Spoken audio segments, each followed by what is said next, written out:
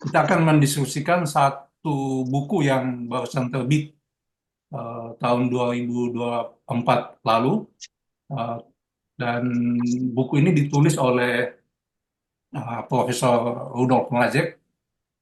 Beliau adalah pensiunan profesor ya, pensiunan dosen di Michigan University Amerika Serikat, dan juga menulis buku yang bagus tentang Sahrail, dan uh, kalau tidak salah adalah buku tentang memoir para tahanan buangan politik di Bovendigul ya.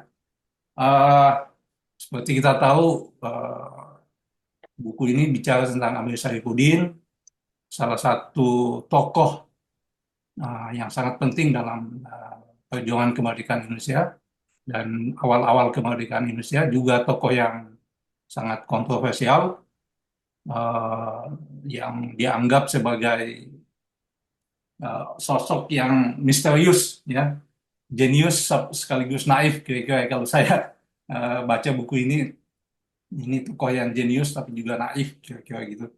Nah, saya ingin memberikan kesempatan kepada ketiga narasumber untuk menyampaikan presentasinya sekitar 15 sampai 20 menit masing-masing. Dan perlu saya sampaikan juga bahwa kita mengadakan acara ini setiap bulan sekali, dan pada bulan Februari nanti kita akan mengadakan acara yang sama dengan buku yang berbeda, tapi mudah-mudahan kita mulai bulan Februari nanti kita akan hybrid ya. Kita akan ada offline dan juga ada sekaligus online. Eh, saya persilahkan, pertama kali rencananya saya mempersilahkan generasi muda ini, sejarawan generasi muda, untuk melihat bagaimana pembacaan dia terhadap sosok Amir Syarifuddin melalui buku ini. Tapi Bung Pradipto kayaknya akan meminta ini yang kedua ya. Eh, Ya, Oke.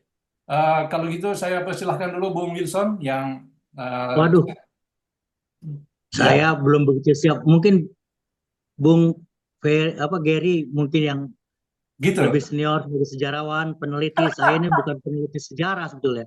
Saya lebih tahu konteks sekarang politiknya ketimbang masa Ini, lalu. ini sejarawan sejarawan yang tidak tidak mengakui dirinya sejarawan ini Bung Wilson ini. Oke. Pak Gary silahkan, Pak Gary, saya persilahkan 15 sampai 20 menit, dan kawan-kawan kalau ada pertanyaan silahkan dituliskan di kolom chat atau di WA group, nanti saya bacakan. Dan tolong mic-nya selama narasumber atau diskusi ini berlangsung, tolong dimatiin atau ditutup ya, supaya diskusinya bisa berjalan lancar. Silakan kok. Oke, um, oke, sebentar. Ini mau supaya tetap bisa melihat muka orang lain dan tetap bisa membaca juga teks saya. Ya, nah pertama saya mengucapkan banyak terima kasih karena undangan ini. Saya merasa terhormat dan juga merasa beruntung karena bertemu dengan sejumlah orang yang namanya sudah dikenal, tapi baru kali ini walaupun tidak fisik tapi secara virtual bertemu, dan saya juga berharap ini dan tidak yang terakhir kali. Ya, hmm, hadirin, meskipun tidak diajarkan di sekolah, kebanyakan peserta barangkali telah hafal garis besar riwayat hidup Amir Syarifuddin, biasa dipanggil Amir saja, dapat disebut dalam satu kalimat panjang, sekedar mengingatkan. Lahir dalam keluarga Batak yang terhormat, marga Harhab, pendidikan sekolah menengah di Belanda, kekristenannya yang khas, politisasi di sekolah hukum Batavia sebelum Perang Dunia Kedua, di mana di antara pergerakan kiri Indonesia yang di ibu kota kolonial, aktivisme antifasis selama zaman Jepang yang menyatukan nasionalis kiri dengan sejumlah tokoh kolonial Belanda, penjara tentara Jepang, keluar tahun 1945 dalam suasana revolusi, menteri dalam sejumlah kabinet Republik Indonesia yang revolusioner, Menteri Informasi, Pertahanan, Perdana Menteri akhirnya, kekalahan politik akibat kompromis politis yang ia dukung antara Republik dengan Belanda yang tidak populer, identifikasi terbuka dengan PKI, peristiwa Madiun tahun 1945, lari di pegunungan Jawa Timur, termasuk di wilayah Kediri, ini di mana Mas Ril berada, dan akhirnya mati dieksekusi oleh tentara Indonesia. Setelah itu, sejarah panjang penulisan tentang Amir yang rasanya baru dimulai, termasuk buku yang mau kita bicarakan hari ini. Di sini Amir seolah hidup kembali dengan senyumannya yang sedikit menyindir. Apa maknanya riwayat yang luar biasa dinamis ini? Rudolf banyak sekali arsip dalam bahasa Prancis, Inggris, Belanda, Indonesia. Sayang, tulisan pribadi Amir sendiri hampir tidak ada yang selamat. Semua dimusnahkan keluarganya setelah 1965. Padahal minat Mrazek yang utama adalah pada aspek eksistensial dan pribadi dalam kehidupan Amir. Ia ingin menulis sebenarnya tentang pahlawan dalam segala macam revolusi, peristiwa historis yang katanya selalu gagal. Buku Mrazek enak dibaca justru karena emosi pribadi Rudolf tertanam di dalamnya. Berkali-kali ia membandingkan riwayat Amir dengan riwayat tokoh komunis di negeri kelahirannya, Cekoslovakia. Terutama Vladimir Klementis yang dihukum mati oleh sesama bangsanya tahun 1952 dengan tuduhan Titoisme. Pas sebelum peristiwa Madiun, Amir sempat menamakan anak bungsunya Tito Batara, Tito yang ilahi. Luar biasa, sayang anaknya segera meninggal. Indonesia 3 kali mengalami perubahan sosial yang radikal selama abad ke-20. Tahun 1926-27, tahun 1945-48, dan tahun 1965. Dan semuanya gagal. Ia menulis terjemahan saya sendiri dari edisi yang sebenarnya belum rampung saat saya membacanya beberapa tahun yang lalu, mudah-mudahan tidak keliru. Ini adalah buku mengenai kehancuran revolusi dunia dalam abad ke-20 yang menurut keyakinan saya dapat diterangkan secara paling baik melalui studi kasus Indonesia. Revolusi, sebuah upaya perubahan sosial radikal dalam langkah besar, sebagai gambaran, sebagai ingatan, sebagai inspirasi rupanya telah habis. Dalam ideologi yang dominan sekarang, kaum revolusioner adalah orang jahat. Paling buruk teroris, paling baik pengganggu seperti Greta Thunberg yang didorong keluar pintu merajuk. Di Fakultas Akademis Penelitian tentang Revolusi telah menjadi latihan estetika penghilangan. The Aesthetics of Disappearance. Buku besar ini tidak mungkin kita bahas secara lengkap. Saya hanya soroti 2 tema dalam argumen Mrazek. Yang pertama adalah pertanyaan ini. Apa sebenarnya seorang pahlawan revolusioner? Atau lebih tepat, seorang pahlawan yang mungkin, a possible hero. Ungkapan ini muncul dalam judul buku ini yang mula-mula mau diberikan oleh Mrazek sendiri. Possible Heroes, Concrete Utopias, Amir Syarifuddin, and the Demise of Revolution in Indonesia. Cornell University Press kemudian menyederhanakannya hingga subjudul menjadi Politics and Truth in Indonesia 1907 sampai 1948. Mrazek menulis secara mencerahkan tentang makna kepahlawanan. Puluhan tahun lalu, ia pernah merasa menemukan pahlawan yang sebenarnya dalam sejarah Indonesia. Ia menulis disertasinya mengenai Syahrir. Tadi Bung Kun sudah menyebutnya. Belakangan ia mengaku kepada saya bahwa ia menulis buku Amir sekedar menebus dosa untuk buku Syahrir. Dengan humor yang khas Rudolf, ia selipkan catatan kaki berikut ke dalam buku Amir. Trotsky kini barangkali akan berkata tentang Shahriar apa yang pernah ia katakan tentang orang Amerika yang sosialis Morris Hillquit, bahwa ia adalah, kutip, juru bicara sosialis yang ideal untuk seorang dokter gigi yang sukses. Tutup kutip. Pertanyaan kedua, bagaimana kita dapat menulis tentang kepahlawanan pada zaman ini? Apakah ada cara lain selain menamakannya orang jahat paling buruk, teroris paling baik, pengganggu? Apakah ada jalan lain di luar apa yang ia panggil sebuah ruangan tanpa janji atau tanpa pengharapan? Kutip Mrazek. Andai kata mereka tidak bertujuan untuk mencapai utopia nyata, andai kata mereka tidak gagal dan dipermalukan dan dikalahkan di Praha, di Jakarta, dan di tempat lain, dunia kita akan sama sekali apa yang kini ia telah hampir jadi, sebuah ruangan tanpa janji. Tema Rudolf Mrazek tidak hanya relevan untuk Revolusi Nasional Republik Indonesia. Saya yakin krisis ekologis dewasa ini yang skalanya bahkan melebihi krisis iklim hanya akan bisa diatasi dengan sebuah transformasi sosial yang tidak lain bersifat revolusioner. Namun sebuah revolusi ekologis tampaknya tidak akan segera pecah apalagi dengan sukses. Jadi pertanyaan yang pertama, apa itu seorang pahlawan? Tentu tidak mudah dijawab.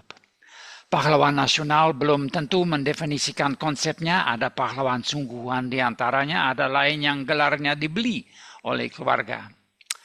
Mrazek memilih menulis tentang pahlawan atau dapat diterjemahkan mungkin kesatria yang mungkin atau hero yang mungkin, possible heroes. Amir gagal. Dihukum mati pada umur 41.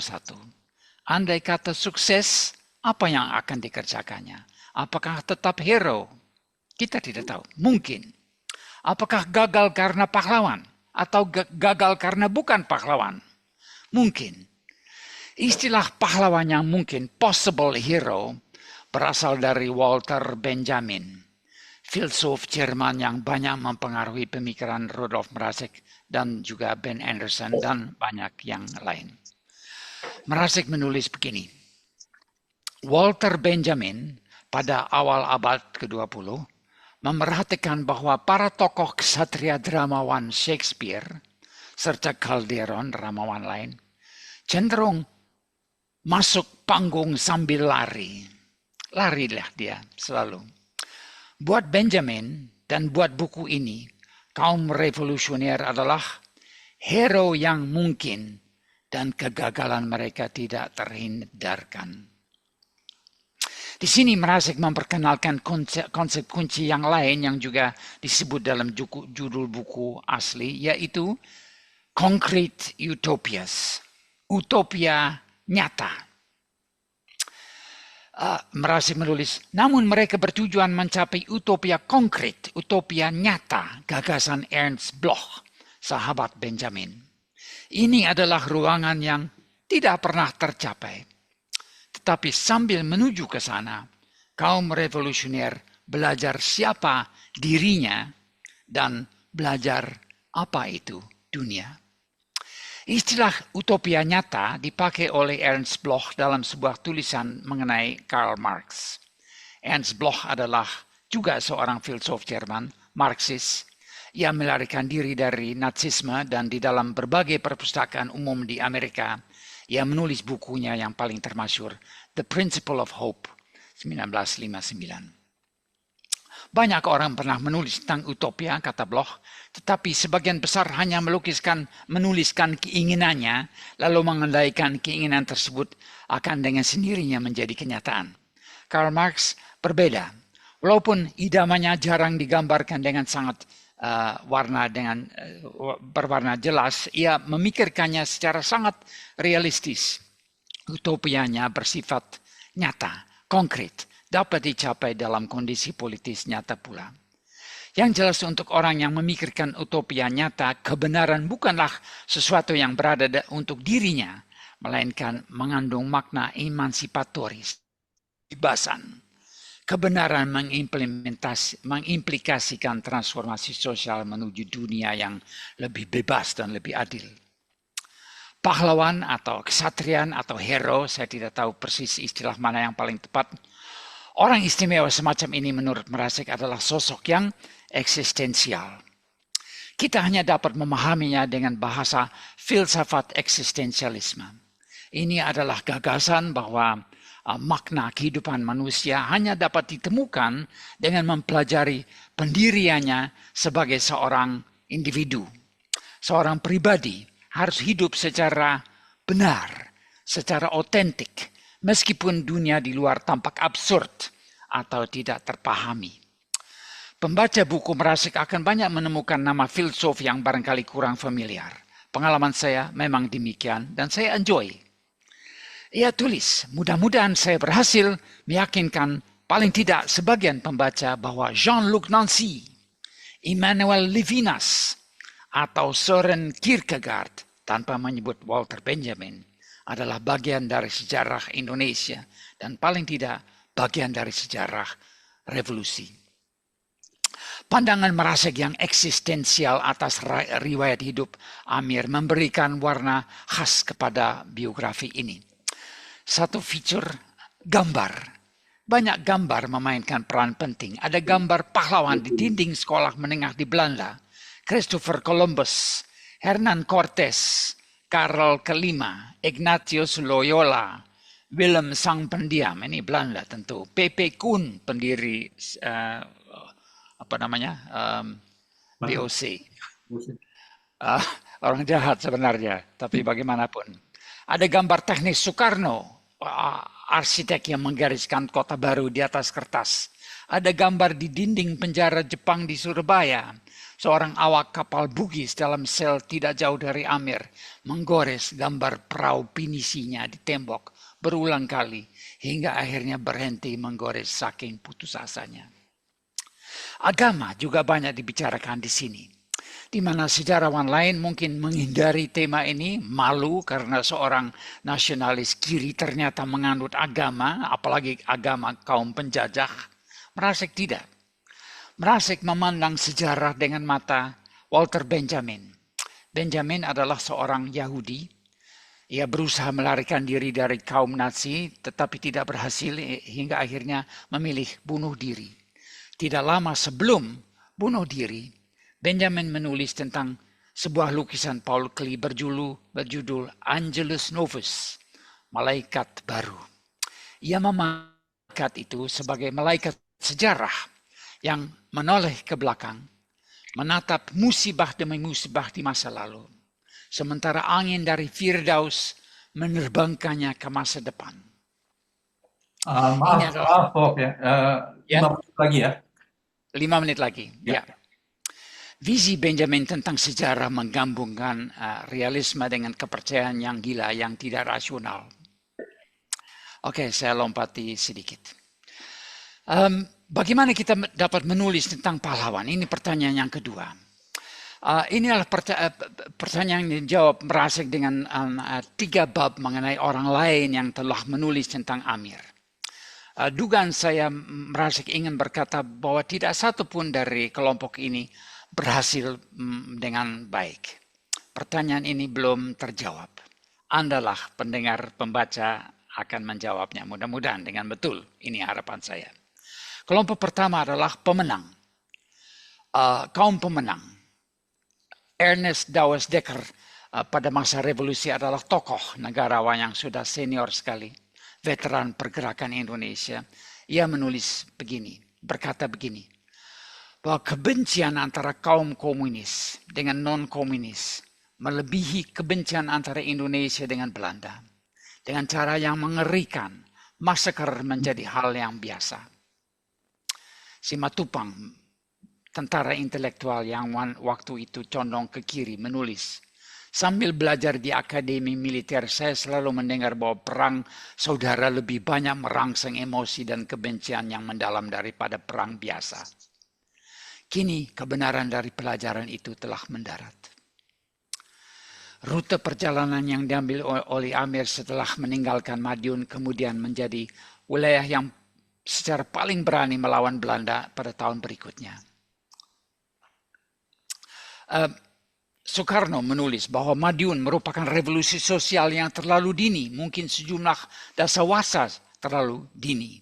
Hatta tetap percaya dengan Barat, dan karena itu ia membiarkan Amir dieksekusi. Amir adalah lawan politiknya yang paling berbobot, tetapi Amir tetap merupakan teka-teki. Tidak seorang pun membenci Amir. Hatta menyalahkan tentara karena telah menembak mati Amir tanpa proses peradilan. Revolusi sosial ditunda untuk selamanya, kata Anthony Reid mengenai Madiun. Walaupun arah revolusi masih jauh dari selesai, namun ia telah ditarik ke kanan secara tajam. Kemudian ada kelompok yang kalah yang juga menulis tentang Amir. Mereka yang kalah kemudian cerai-berai. Selamat, sebagian akhirnya lari ke luar negeri, sebagian tetap bungkam untuk selamanya walaupun selamat. Terlalu sakit untuk bicarakan lagi, katanya. Sebagian mulai berpolitik lagi di kemudian hari. D.N. Aidit, Sudisman, Nyoto, Lukman. Tetapi mereka bicara lebih formal, sekedar rumusan politik, sekedar propaganda. Mereka memilah-milah segalanya menjadi hitam atau putih, Hatta jelek, Soekarno baik. Dan di antara para survivor muncul narasi kekormanan, victimhood, Amir dieksekusi secara tidak adil. Pramudia Anantatur tidak pernah menyebut Madiun atau Amir. Dan kelompok ketiga, pengamat. Banyak pengamat menilai Amir adalah tidak imbang, berambisi secara gila. Tadi Bung Kon bilang naif. Merasik menulis begini, inilah sosok Amir dalam sejarah dan yang sebenarnya berada. Pahlawan yang mungkin, possible hero, gemilang, bermoral, sesat, terlalu penuh emosi, terlalu agamais sehingga tidak mungkin menjadi komunis.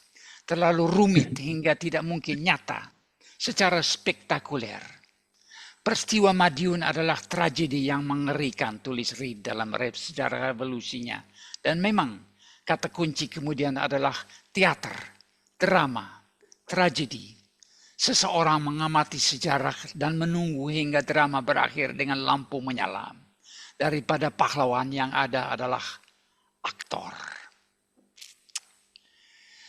Begitulah, saya lompat beberapa alinea, saya tutup dengan kutipan Merasik terakhir ini. Kira-kira itulah yang masih ada. Selama satu generasi paling tidak. Orang muda kini diingatkan dengan perasaan mereka, eufori mereka, kaos mereka, memegang dunianya, mengubahkannya secara langkah kecil, secara demokratis, tanpa melanggar garis. Kekiri-kirian dengan kekiri-kirian secara samar-samar, apapun artinya. Seperti kata Hans Magnus Enzensberger. Terima kasih banyak. Terima kasih Pak Gary, satu presentasi yang sangat menarik. Ya, mudah-mudahan kita bisa perdalam lagi apa yang disampaikan oleh Pak Gary dalam sesi tanya jawab nanti. Sekarang saya persilahkan kepada Bung Pradipto. Seperti Pak Gary, waktunya 15 sampai 20 menit. Silakan, Bung. Baik, terima kasih Bung Gun. Saya izin untuk share PPT, bisa ya? Oke. Ya, silakan, Bung. Ya, ini sebenarnya sedikit saja, tapi saya kira cukup membantu ya. Ya, baik. Jadi ini saya akan diminta untuk mengisi tentang buku Rudolf Marek. Tapi sebenarnya untungnya saya sudah baca versi PDF-nya, walaupun belum sempurna ya, masih sedikit gitu ya. Tapi sedikit banyak pengetahuan saya tentang Amir ini justru dari bukunya Pak Gary yang lima penggerak bangsa yang terlupa ya. Yang nasionalisme minoritas Kristen dan juga beberapa buku ya mungkin dari serinya eh, ini apa Hari Puse tentang Tan Malaka dan revolusi itu kan juga ada membahas mengenai sedikit banyak tentang Madiun ya, ada satu seri khusus. Ya, sebenarnya sudah banyak yang dikemukakan oleh Pak Geri yang sebenarnya lebih mendalam ya pemahamannya tentang peran Amir Sarifudin menurut kacamata Mrazek di sini. Dan Mrazek sendiri menurut saya sejarawan yang unik gitu ya, yang cukup gayanya khas ya dengan banyak kutipan dan dialog seperti ceritanya mengalir dan eh, dia selalu mengambil apa ya semacam dialektika pemikiran dan kutipan-kutipan dari filsuf-filsuf favorit Mrazek seperti Walter Benjamin, kemudian ada Adorno, tokoh-tokoh dari Frankfurt School dan juga beberapa tokoh postmodernis gitu ya mungkin ya. Karena saya juga melihat di bukunya yang tentang Digul ya, tentang kamp konsentrasi itu juga kelihatan sangat hidup dengan itunya ya. Nah, di sini saya akan mencoba untuk melihat Amir ini dari segi beberapa poin utama gitu ya. Di sini kita tentu sudah tahu tentang bagaimana peran Amir Sarifudin secara general gitu ya, yaitu sebagai seorang Menteri Pertahanan, tokoh pergerakan nasionalis sayap kiri, kemudian juga seorang Perdana Menteri dan juga seorang yang kemudian menyatakan dirinya komunis gitu ya. Nah, justru karena keterlibatannya di dalam eh, politik kiri inilah yang kemudian menyebabkan Amir tersisihkan ya dari padahal dia adalah salah seorang ya dia sebenarnya layak untuk dianggap sebagai salah satu protagonis atau bapak pendiri bangsa gitu ya, salah satu founding father di samping uh, Syahrir, Tan Malaka, Soekarno dan Hatta tentu saja. Nah, tapi di sini ada kecenderungan untuk ya memang tadi seperti ada berbagai faktor ya karena pemikiran Amir Sarifudin sendiri banyak tidak dikenal dia, karena tulisan-tulisannya banyak yang dimusnahkan kemudian tapi masih ada mungkin sebagian dari tulisan-tulisan Amir yang pada periode nasionalis ya, mungkin masih bisa dilacak sedikit. Jadi di sini Amir itu menurut saya yang menarik adalah pertama kapasitas Amir sebagai seorang nasionalis Kristen yang dekat dengan tokoh-tokoh edisi kolonial gitu ya.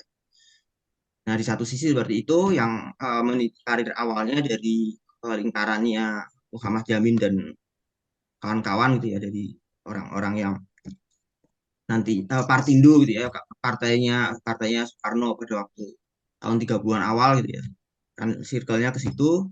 Nah tapi dia ini berkonversi menjadi Kristen dan mungkin saya kira karena itulah dia kemudian bisa diterima di kalangan etisi kolonial yang memiliki visi untuk memodernisasi Hindia Belanda dan uh, mempersiapkan suatu transisi menuju kemerdekaan atau otonomi gitu ya yang sifatnya gradual gitu ya.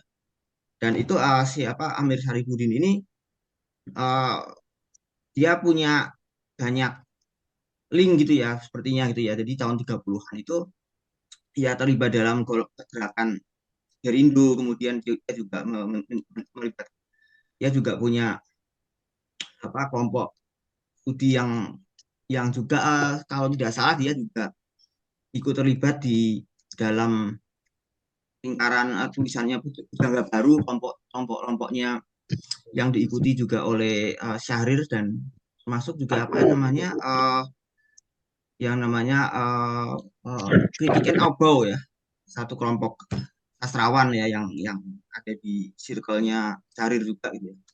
Nah itu Amir itu kan terlibat di situ gitu ya tapi dia juga punya sisi lain gitu ya. Ini antara antara dia sebagai seorang intelektual yang dalam tanda petik mungkin ya lingkarannya itu adalah kalangan humanis dan etis gitu ya, kalangan yang seperti itu, dan tapi di sisi lain dia juga punya link ke golongan-golongan sayap kiri gitu ya. Nah, kemudian yang kedua adalah Demokrat antifasis. Jadi si orang Amir itu dikenal sebagai eh, platform dari gerakan dia atau misi visi dia adalah tentang melawan fasisme yang muncul di Eropa secara masif gitu ya, dan juga termasuk militerisme Jepang yang aliansi dengan fasisme gitu. Nah, dalam hal ini saya kira ke apa ya kepedulian atau concern dari Mrazek ini sangat kuat dalam tema-tema sejarah yang humanitarian gitu, yang dimana tema-tema antifasisme ini juga masih nyambung dengan tulisan-tulisan ya sebelumnya, seperti contohnya yang tentang kamp konsentrasi di Gul gitu ya, yang itu dimana di sana dia melakukan semacam studi komparatif gitu ya, antara di Gul dan di Ceko gitu ya. Saya agak agak ragu itu bukan, saya kira bukan Auschwitz ya, tapi tempat lain ya, namanya apa namanya lupa lagi, tapi di Cekoslovakia. Nah, kemudian itu jadi di sini juga Amir itu di sebagai seorang tokoh yang anti fasis itu kemudian akhirnya ia membawa dia ke dalam kontak dengan kalangan etis Belanda juga gitu ya. Jadi akhirnya diketahui misalkan pada tahun 41-an itu dia mendapat sokongan gitu ya dari Van der Plas gitu, sokongan dana gitu ya, dari tokoh orientalis dan etisi terkemuka untuk mengorganisir gerakan bawah tanah gitu. Nah, itu sebenarnya apa yang kemudian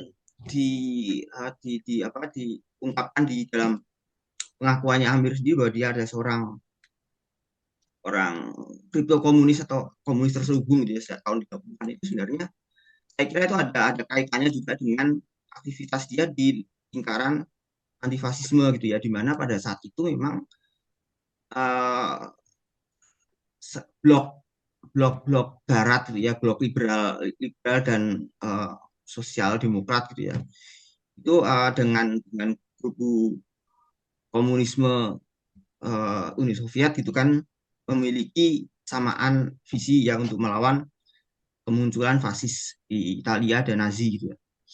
Nah, ini jadi dapat dipahami pada waktu itu bagaimana dia kemudian menjadi seorang tokoh gerakan yang bawah tanah yang kemudian itu menonjol gitu. Nah, ada mana di situ juga ia kemudian dijadikan sebagai salah seorang yang ujung tombak ya di dalam diplomasi kemerdekaan, dan juga muncul sebagai seorang perdana menteri gitu ya. Nah,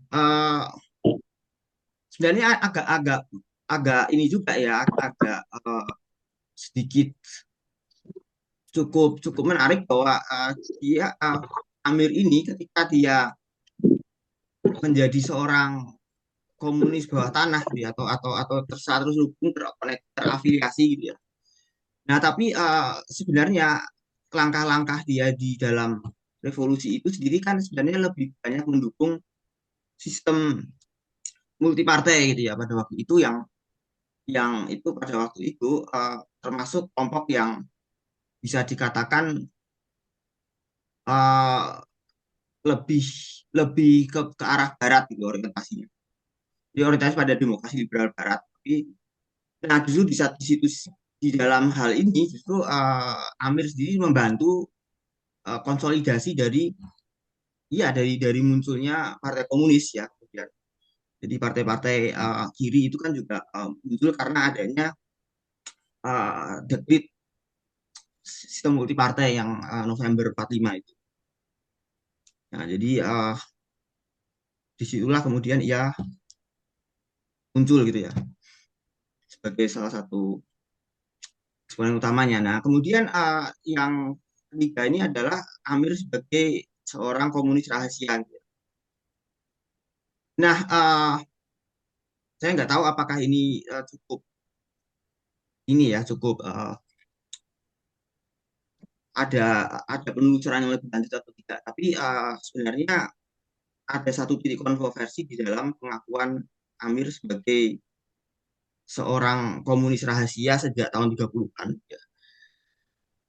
Nah, itu ketika ia kemudian terlibat di dalam FDR dan apa Madiun Affair gitu ya setelah bulan Agustus 48 September dan seterusnya itu yaitu karena adanya suatu macam dugaan gitu ya, dugaan di kalangan orang-orang kanan gitu ya, orang-orang Islam kan yang pada waktu era Madiun itu kan kalau kita baca di narasi buku-buku sejarawan atau buku-buku sejarah ya, bukan bukan sejarah akademik ya, buku-buku sejarah yang pro Islamis itu kan menunjukkan bahwa Madiun Affair itu suatu bentuk pembantaian terhadap golongan Islam gitu ya, suatu bentuk apa namanya serangan yang sangat menyasar pada banyak orang-orang santri gitu yang jadi korban gitu ya, orang saudara itu gitu ya. Nah di sini ini kadang-kadang mungkin itu mereka mengaitkan itu dengan sebuah pengkhianatan terhadap revolusi Indonesia gitu, yang benar itu yang jalurnya benar, yang dimana mereka kadang-kadang menyinggung gitu ya mungkin bahwa Amir itu sendiri juga pernah menjadi agen dari kolonial gitu ya, dari Van der Plas pada waktu dia melawan Jepang dan pada akhir-akhir masa kolonial itu, hingga kemudian dia dianggap semacam double agent gitu ya, yang bekerja untuk orang-orang kolonialis Belanda tapi juga di lingkaran komunisme gitu ya, yang dimana gerakan Madiun Affair itu sendiri dianggap sebagai cara untuk secara konspiratif gitu ya, ditafsirkan sebagai cara untuk memudahkan Belanda melakukan agresi tahun 48 gitu.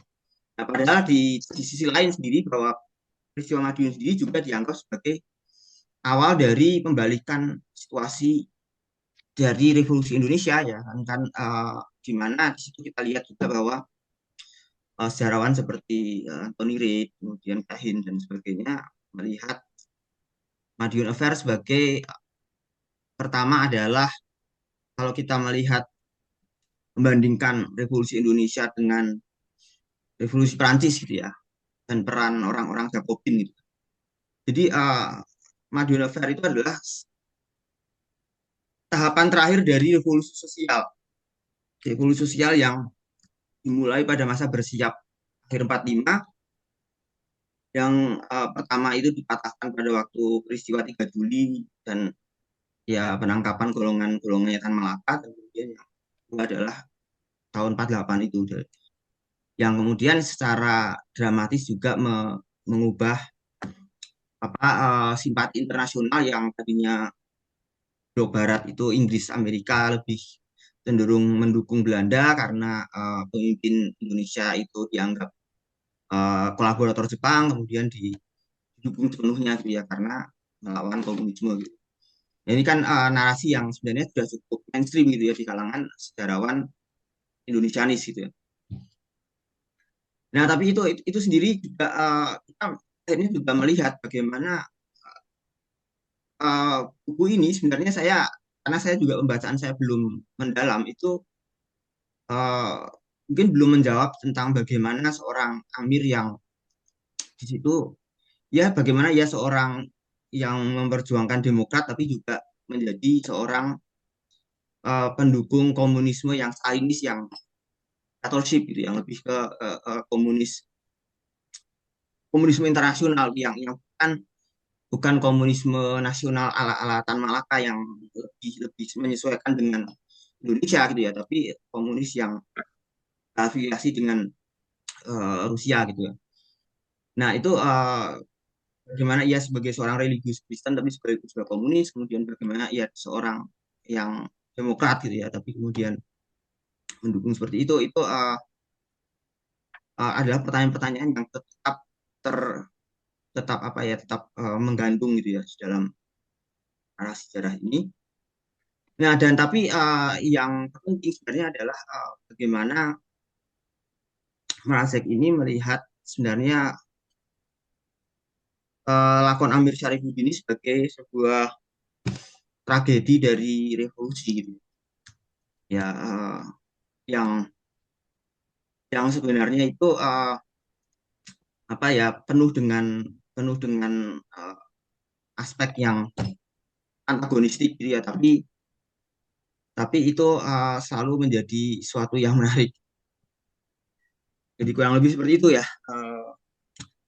Ya, saya tidak begitu bisa memberi kesimpulan akhir gitu ya dari buku ini, tapi kelihatan sekali bahwa ya sisi yang unik dari kajian Mrazek ini sebenarnya ya hampir sama dengan apa yang saya baca tadi dalam kajian tentang Syahrir gitu ya, tapi karena dalam historiografi terkait tokoh-tokoh besar revolusi itu Mrazek bisa memberi satu nuansa yang unik gitu ya, di mana dia memperlihatkan bagaimana tokoh-tokoh utama ini bergulat dengan dirinya sendiri gitu ya, menciptakan dirinya sendiri, tapi juga selalu berdialektika dengan berbagai figur dan pemikiran-pemikiran dunia yang besar gitu ya.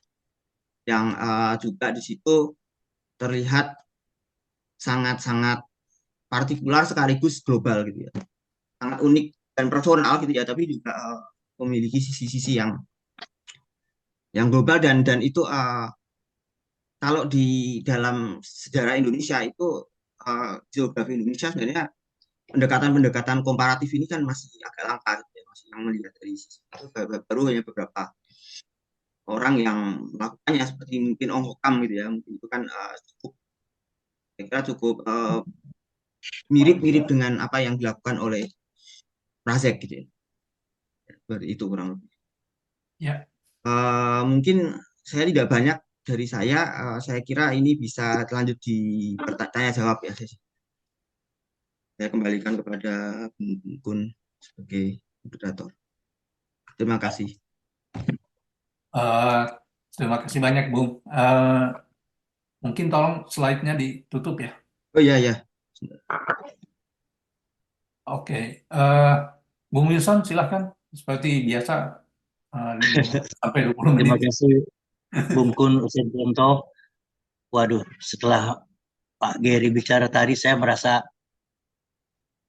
orang yang bingung mau bicara apa lagi tentang Amir Syarifuddin. Ya, pertama saya menyambut buku Rudolf Marsek ini dengan senang hati dan penting buat sejarah Indonesia karena tentang tokoh revolusioner yang misterius kira-kira begitu atau menjadi teka-teki ya, sejarah politiknya sejak zaman kolonial, revolusi sampai dia dieksekusi 19 Desember 48. Ya, karena penuh teka-teki itulah kita jadi tertarik juga untuk mengetahui sosok Amir Syarifuddin ini. Ya, satu persatu mungkin puzzle-nya terlengkapi, tapi masih banyak hal yang mesti diteliti tentang Amir Syarifuddin itu sendiri. Saya tak akan mengulangi, saya baru dapat bukunya tadi pagi dari Ilmar Farid, mantan Dirjen Kebudayaan atau PAI, sahabat saya. Tapi saya sudah baca dengan cepat ya, agak sekilas-sekilas ya, versi PDF-nya, karena sudah beredar di antara banyak kawan di Indonesia. Ya, cuma saya ini tipe orang lama. Jadi kalau baca PDF di laptop atau di komputer itu nggak nyaman gitu. Saya mesti baca bukunya. Makanya saya minta ke Pak Ilmar Farid supaya dikirimin bukunya. Tadi pagi dikirim sama dia. Saya buka-buka, tapi saya pikir saya tidak mungkin bisa menyampaikan lengkapnya buku Mrazek. Si Rudolf Mrazek yang hebat dan luar biasa ini ya. Saya hanya ingin menggarisbawahi apa relevansi atau legasi yang penting dari sosok Amir Syarifuddin yang relevan kira-kira buat gerakan demokrasi atau gerakan progresif yang ada sekarang. Menurut saya beberapa pemikiran dan praktek politik Amir Syarifuddin menjadi sangat relevan dengan kebutuhan gerakan progresif atau gerakan rakyat di Indonesia sekarang ini, Kun. Ya, ya kita tahu pasca pemberontakan 26-27 PKI di Hindia Belanda, pasca pembubaran PNI, itu boleh dikatakan gerakan progresif kehilangan kepemimpinan organisasional dan politik. Ya, Soekarno dibuang, ya di penjara, sementara organisasi tercerai-berai. Dan saya pikir Amir lah orang yang pertama berpikir pentingnya persatuan gerakan progresif terlebih dahulu untuk menghadapi kolonial, juga eh, mengkonsolidasikan gerakan progresif yang terpecah belah itu.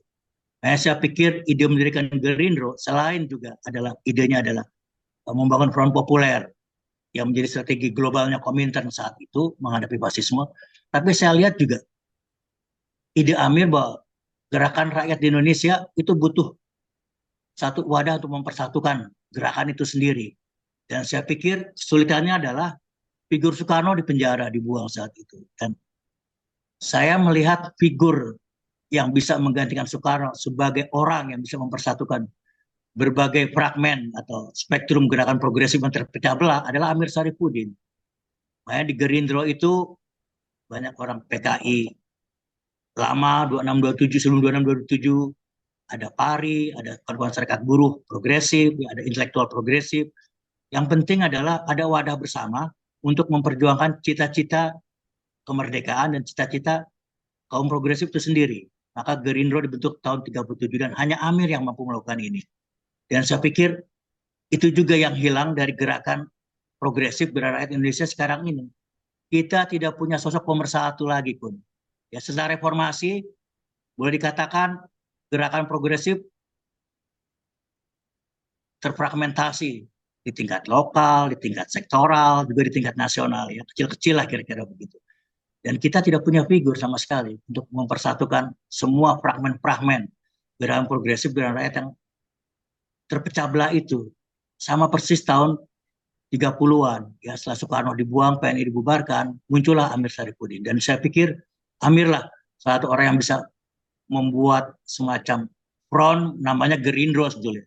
Karena isinya berbagai faksi kiri sebetulnya yang sebetulnya kehilangan kepemimpinan organisasi dan politik. Dan Amir yang mempersatukan itu dalam Gerindra kira-kira begitu. Betul bahwa Gerindra juga kemudian menjadi satu strategi dari Komintern, ya membangun front antifasis melawan antifasisme kira-kira begitu. Tapi itu hanya satu faktor saja. Faktor yang lain adalah persatuan dan Amir yang bisa melakukan. Kedua, bahwa Amir sebagai figur pemersatu yang luas dan fleksibel juga kelihatan. Tahun 39 dia membuat satu koalisi luas namanya Gabungan Politik Indonesia dengan dua partai besar saat itu yaitu PSII dan Parindra. Ya, dan saya pikir Amir menunjukkan bahwa kaum progresif mesti mempersatukan ya, gerakan yang lebih luas dan mereka pimpin untuk melawan kolonialisme kira-kira begitu. Karena kan PSI dan Parindra adalah dua partai yang moderat lah saat itu kira-kira begitu mata kolonial. Dan Amir dengan Gerindra saya pikir mempersatukan semua elemen kira-kira ya, berapa elemen yang ada nasionalisnya, ada sosialisnya dan juga Islam untuk bersama-sama ya, membuat agenda-agenda politik bersama kira-kira begitu. Dan saya pikir Amir lah figur yang punya komitmen untuk mempersatukan gerakan partai-partai di Hindia Belanda untuk melawan kolonialisme, tidak sendiri-sendiri lagi kira-kira begitu. Saya pikir ideologi persatuan ini menjadi satu hal yang dijalankan Amir secara konsisten bahkan setelah kemerdekaan. Kita tahu setelah Amir jadi Perdana Menteri tahun 47, ada Masyumi dan PNI yang juga mendukung pemerintahannya. Dan dia kawal penting persatuan itu untuk membuktikan ke Barat, kira-kira gitu, bahwa Indonesia ini bersatu ya untuk melawan, untuk mempertahankan kemerdekaan dan juga menolak kolonialisme, kira-kira begitu. Nah, makanya itu saya bisa paham ketika persatuan itu pecah, ketika dia menjadi Brigjen Renville, Masyumi dan PNI, dia menyerahkan kekuasaannya kepada Soekarno ya untuk kepada Hatta kemudian ya untuk menjadi Perdana Menteri. Dan saya pikir kita kehilangan figur yang telaten, ya, punya komitmen mempersatukan gerakan. Dan saya pikir orang seperti Amir itu menjadi penting karena memberi inspirasi bagaimana kita harus fleksibel, harus luas, ya, dalam memperjuangkan, ya, mungkin kita anggap cita-cita idealnya Amir menuju masyarakat sosialis, kira-kira seperti itu, tidak kaku misalnya. Dan saya pikir itu legasi Amir, ya, sebagai figur pemersatu gerakan. Dan itu saya pikir yang harus ya kita bisa temukan di dalam gerakan rakyat atau gerakan progresif yang ada di Indonesia sekarang ini. Saya itu ikut beberapa upaya persatuan gerakan progresif. Tahun 2004, 2009, dan 2018 saya pemimpin sidang konferensi gerakan rakyat. Ya, itu ada sekitar 50-an organisasi rakyat, ada partai, ada ormas, ya, ada blok politik, kira-kira begitu. Dan konferensi gerakan rakyat selama 3 hari itu menghasilkan rekomendasi program dan rekomendasi organisasional. Dan saya saat itu senang sekali sebagai pemimpin sidang karena ada 6 program bersama yang disepakati oleh 50 organisasi rakyat. Ya. Itu pertama kali terjadi, Kun, semenjak reformasi, kira-kira begitu. Kedua, kesepakatan organisasional dari konferensi gerakan rakyat, ya, organisasional dan politik, yaitu membuat semacam roadmap menuju persatuan gerakan atau partai gerakan, ya, kira-kira gitu, untuk 2024, ya, kira-kira begitu. Dan konferensi gerakan rakyat itu juga dari analisa, dari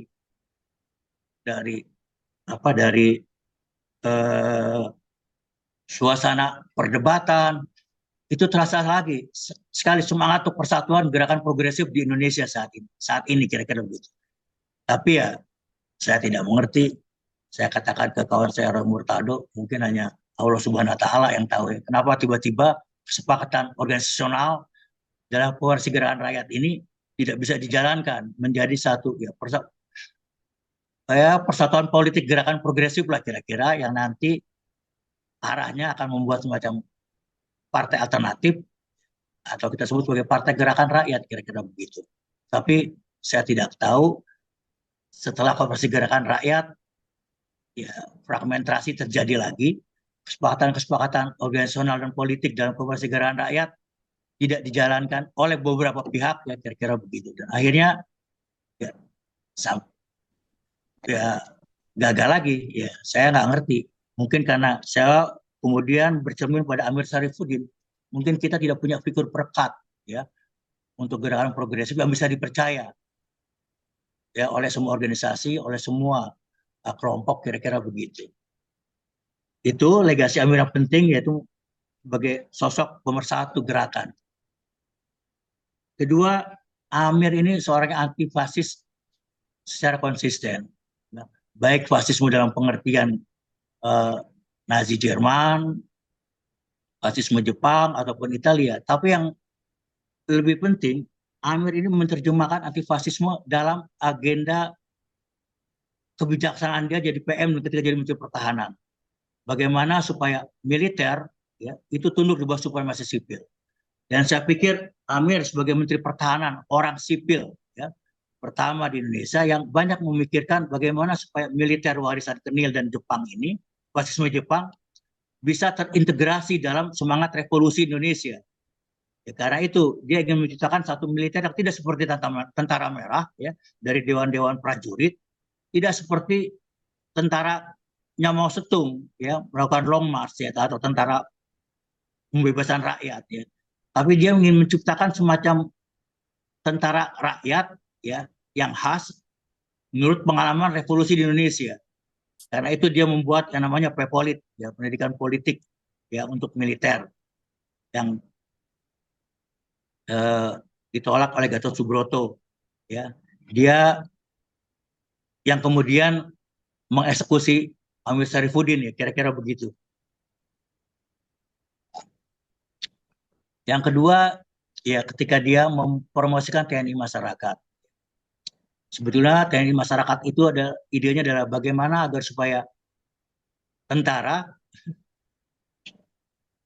dan laskar-laskar rakyat yang bertebaran dan lebih besar pengaruhnya ke rakyat, ke akar rumput, itu bisa dipersatukan, ya, untuk menghadapi tantangan bersama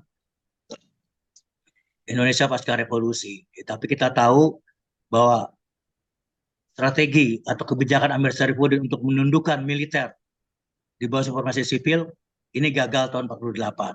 Ya, kita tahu bahwa itulah awal ketika ideologi difungsi ABRI atau TNI muncul sebagai kekuatan. Ya, karena setelah 48 tidak ada lagi tandingan ya untuk melawan tentara profesional yang didikan Kenil dan Jepang ya dengan alternatif tentara baru ya Indonesia merdeka kira-kira begitu. Dan saya pikir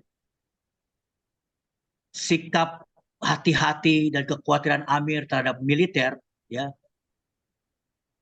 itu terbukti di zaman Orde Baru, bagaimana kekuasaan militer ya membunuh demokrasi ya, menciptakan totalitarianisme politik ya yang membawa kerusakan parah ya bagi budaya dan tradisi demokrasi di Indonesia yang terasa sampai reformasi. Kenapa gagasan supremasi sipil ini penting? Karena saya melihat di Indonesia ini mulai kembali muncul yang namanya militerisme ya, ala devosi ABRI dalam bentuknya yang baru di bawah pemerintahan Prabowo.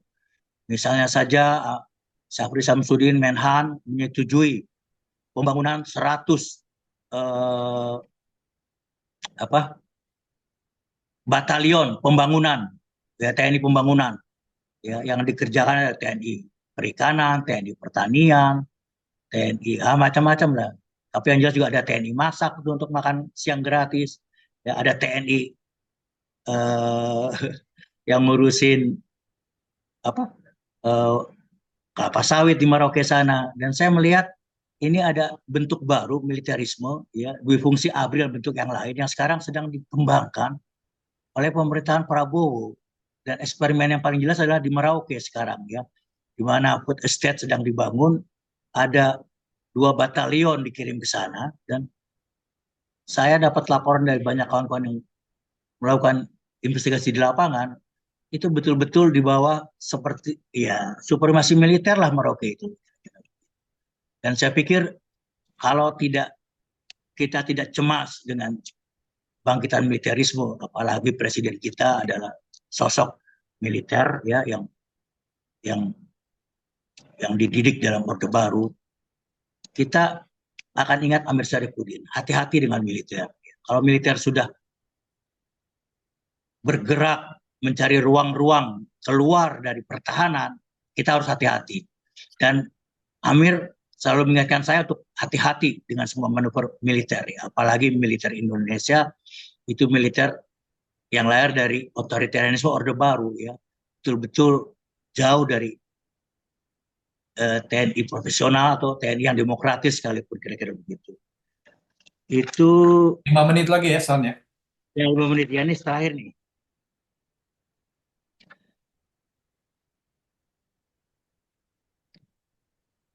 Iya, juga soal strategi Amir yang berkolaborasi dengan, kelihatannya seperti berkolaborasi dengan pemerintahan kolonial. Saya pikir juga ini jangan dilihat hanya dari kacamata jangan dilihat hanya satu sisi saja. Tapi saya pikir Amir sedang menjalankan taktis karena represi sekali rezim kolonial saat itu. Dia pura-pura bersikap kolaboratif agar supaya ada ruang gerak buat gerakan rakyat, gerakan politik anti kolonial di dalam negara Hindia Belanda. Ya, misalnya saja, walaupun dia melihat fasisme sebagai musuh utama, bukan berarti dia Amir ingin mengatakan kira-kira strateginya begini, bahwa strategi melawan fasisme sekaligus juga strategi melawan kolonialisme di Hindia Belanda, kira-kira begitu. Karena itu tuntutan dia ada yang revolusioner dulu ya, yaitu yang namanya milisi pribumi.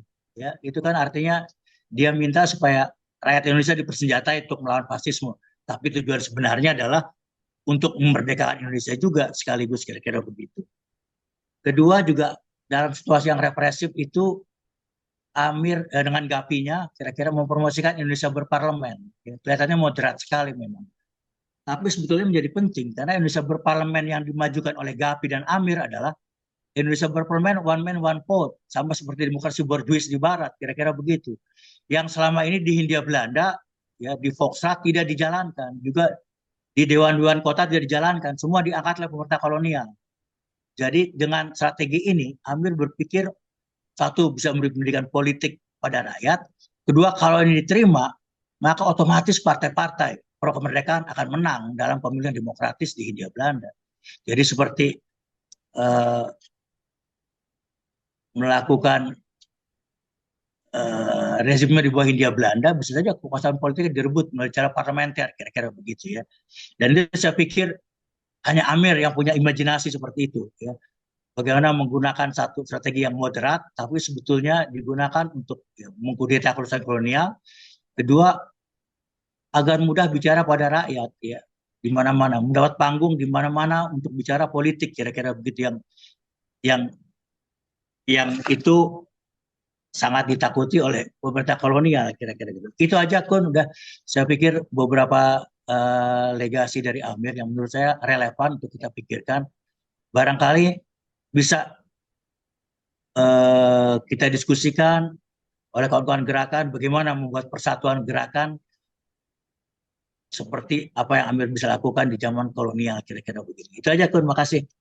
Ya, terima kasih Wilson dengan pembacaan yang sangat menarik ya. Saya ingatkan pada kawan-kawan kalau ingin mengajukan pertanyaan terhadap dan komentar terhadap buku ini maupun kepada para narasumber, silakan menuliskan di kolom chat ya. Sebelum saya lemparkan kepada kawan-kawan yang hadir di sini, saya punya komentar sedikit terhadap buku ini. Ya.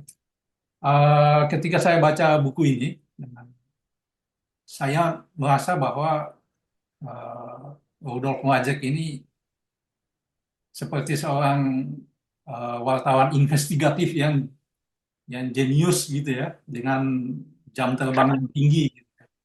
Jadi dia bercerita kepada kita tentang siapa ini Amir gitu ya. Tetapi sangat sangat jarang dia memberikan analisa terhadap satu peristiwa ya. Tapi dia cerita saja, misalnya cerita tentang Amir yang dalam peristiwa Madiun, cerita tentang Amir sebagai seorang yang membangun gerakan bawah tanah gitu ya. Tapi tidak lebih dari itu gitu ya. Jadi saya agak kecewa sebenarnya dengan buku ini. Karena apa yang dia tulis sebenarnya kalau kita baca Amir itu di tempat-tempat yang lain itu sebenarnya hampir mirip gitu. Ya. Dia hanya menceritakan lebih lengkap saja gitu. Nah, saya ingin memberikan pertanyaan misalnya terutama kepada Pak Giri ya, karena Amir banyak mendapatkan bahan dari Pak Giri katanya dalam buku ini. Misalnya pertanyaannya adalah kenapa Amir sebagai seorang yang disebut tokoh kiri dan mengaku komunis itu kurang mendapatkan pembahasan di dalam buku ini. Bagaimana dia menjadi seorang komunis? Yang sangat banyak dibahas adalah bagaimana dia menjadi seorang Kristen. Dia dari seorang Muslim, dia berpindah menjadi Kristen. Dan karena itu saya bilang ketika tahun 1948 dia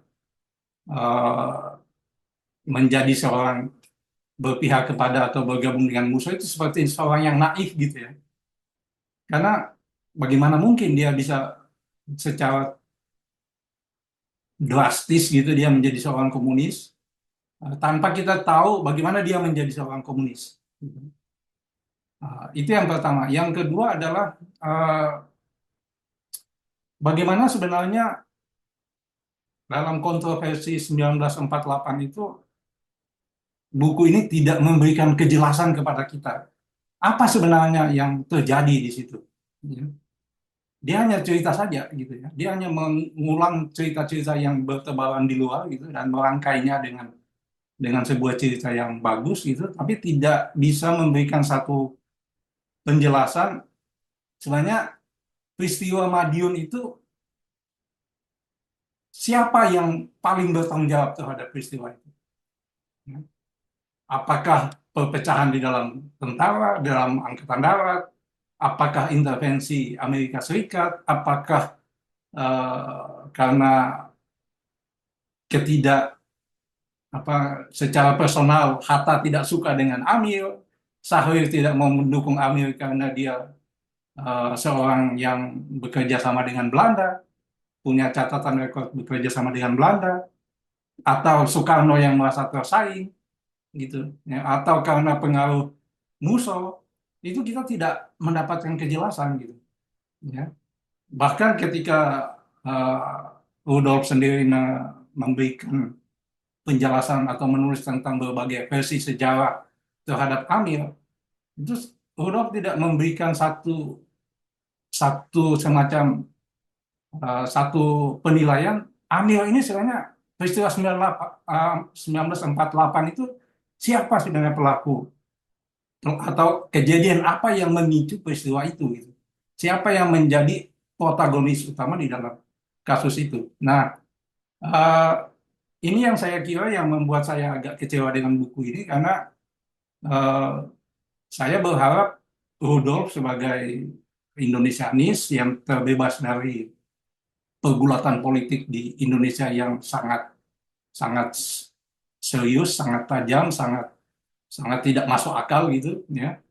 Itu bisa memberikan kita eh, kejernihan baru atau penilaian-penilaian baru terhadap sosok Amir Syarifuddin. Itu itu dulu komentar saya yang pertama terhadap buku ini. Mungkin Pak Giri bisa memberikan tanggapan, silakan. Ya, ya menarik memang. Em, ya, saya tidak merasa kecewa, tapi saya memahami kenapa Kun bilang kecewa, karena memang betul kedua hal yang disebut tadi. Em, yang pertama, katakanlah konversi dia atau proses psikologis dia memasuki PKI atau Partai Komunis apa namanya sebelumnya, dan kedua peristiwa Madiun itu sendiri tidak dianalisa. Di sini mungkin jawabannya karena dia sendiri tidak ingin ke sana, mungkin karena sesuai misinya yang diucapkan berkali-kali bahwa dia ingin melukiskan eksistensialismenya seorang pahlawan, di mana pahlawan itu pasti gagal karena situasi yang tidak memungkinkan, atau saya kira Madiun adalah salah satu yang tidak memungkinkan itu. Saya kira ada satu hal yang tidak dia sebutkan, dan mungkin dia sendiri tidak percaya, tapi saya menduga Amir tahu ada sebuah rencana yang memang ada untuk melakukan sesuatu yang besar di Madiun pada saat itu. Nah, jelas yang terjadi kemudian tidak persis sesuai dengan apa yang direncanakan, tetapi nampaknya ada karena dia bicara kan, Amir tidak bisa menyimpan rahasia. Ketika ditugaskan gerakan antifasis, dia menyebarkan berita kemana-mana sehingga dalam waktu sekejap ditangkap dan seluruh jaringannya diketahui. Dalam hal ini juga Madiun dia bicara dengan seorang bupati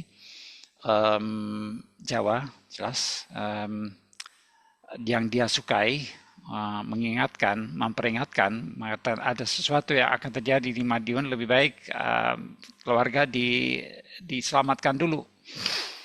Nah, kemudian berita itu disampaikan ke Jogja. Itu menurut Van der Plas, ada catatan yang saya temukan di dalam arsip. Diingatkan oleh Henk Scholtenrol baru-baru ini bahwa saya pernah menulis itu.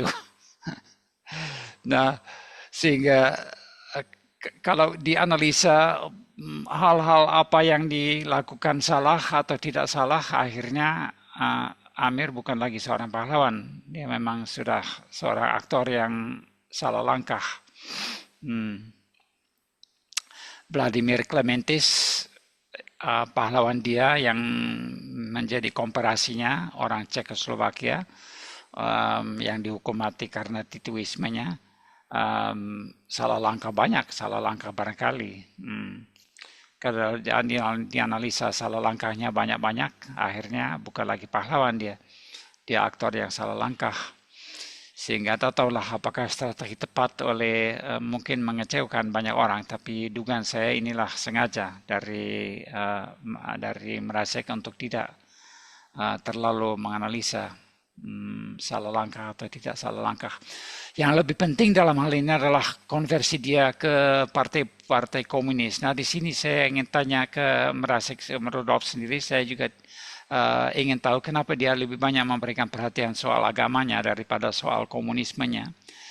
Dugaan saya, bagi Rudolf, komunisme adalah sesuatu yang otomatis. Setiap orang yang terjun ke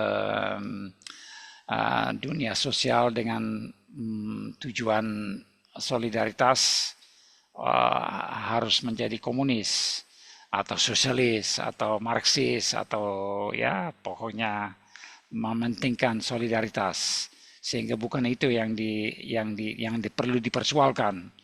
Tentu akan dipersoalkan oleh orang yang mengutamakan agamanya kemudian mengatakan tidak mungkin agama dengan komunis kan tidak cocok. Sehingga agamanya yang mungkin lebih dipentingkan dan memang menarik. Kenapa dia, dan itu juga menjadi pertanyaan saya dalam disertasi, kenapa dia memilih agama? Jawaban Mrazek adalah karena agamanya Amir adalah agamanya Walter Benjamin, di mana dia orang Yahudi mementingkan ritual, tidak pernah nggak tahu sholat doa atau bagaimana. Bagi dia adalah sebuah penglihatan, sebuah visi tentang sejarah. Ada cerita tentang Walter Benjamin beberapa hari sebelum dia bunuh diri. Jadi dia melarikan diri dari fasis, tidak berhasil melarikan diri, buntu, akhirnya bunuh diri. Beberapa hari sebelum itu dia membicarakan sebuah lukisan dari Paul Klee, Angel of malaikat baru, malaikat sejarah menurut dia. Malaikat sejarah menoleh ke belakang, melihat musibah demi musibah, kemudian melihat ke depan, merasakan angin dari Firdaus, menerbangkannya ke masa depan. Jadi antara itu yang visionaris, yang mungkin hanya berasal dari agama, bahwa Firdaus menunggu, dan pada saat yang sama realisme bahwa sejarah adalah musibah demi musibah, bencana demi bencana.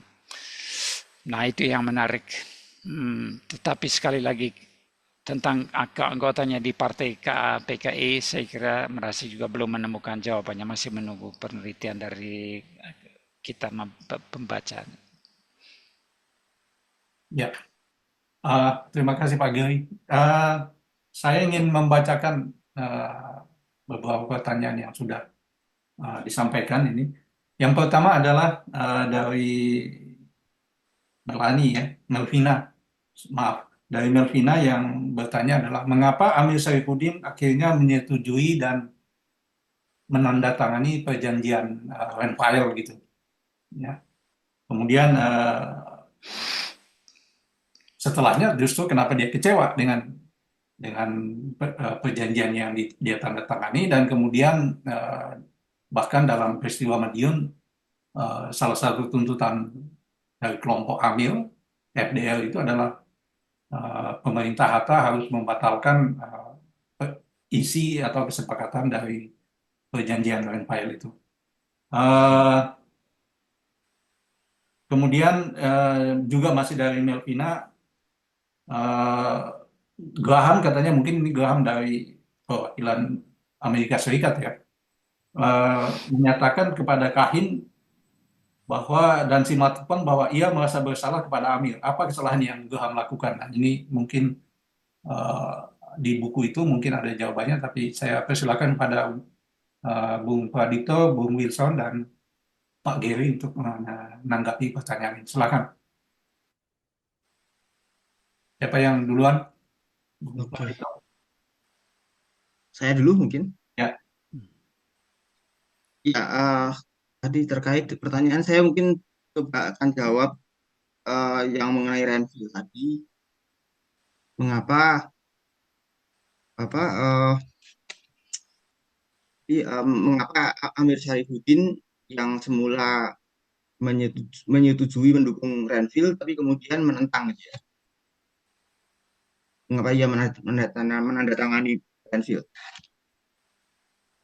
Mungkin perlu kita ketahui itu sebenarnya tidak terlalu sulit untuk menjawab, tapi saya kira kita harus mengaitkan dengan situasi politik internasional yang pada waktu itu bergeser dari situasi uh, perang dunia ke perang dingin. Jadi dari mulai pada awalnya kita tahu bahwa Amir Syarifuddin dan golongan sosial demokrat ya, artinya dia berkubu di Partai Sosialis yang sama, itu kemudian pecah kongsi di antara kelompok uh, sosialis dengan kelompok Marxis-Leninis atau komunis yang mengikuti doktrin apa Zdanov ya, yang di mana Kominform itu ya pada waktu itu kembali pada doktrin dua kubu antara kelompok liberalisme melawan komunisme gitu ya, yang kemudian itu dijadikan alasan untuk tidak mengikut tidak melawan politik diplomasi dengan pihak Barat gitu ya.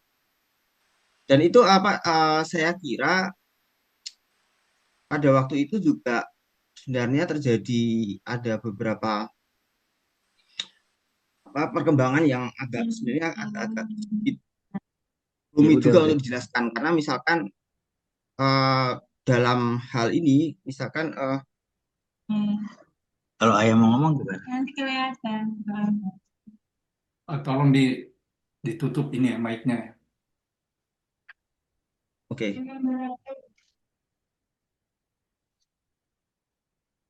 Ya, silakan. Ya, baik. Jadi seperti pada waktu awal ya awal revolusi kan terjadi pertentangan antara kelompok yang eh, bisa dikatakan pro diplomasi dengan yang kontra gitu ya, yang dimana di situ ada Persatuan Perjuangan dan golongannya Tan Malaka yang menolak gitu ya, dan golongannya Partai Sosialis pada waktu itu termasuk mendukung uh,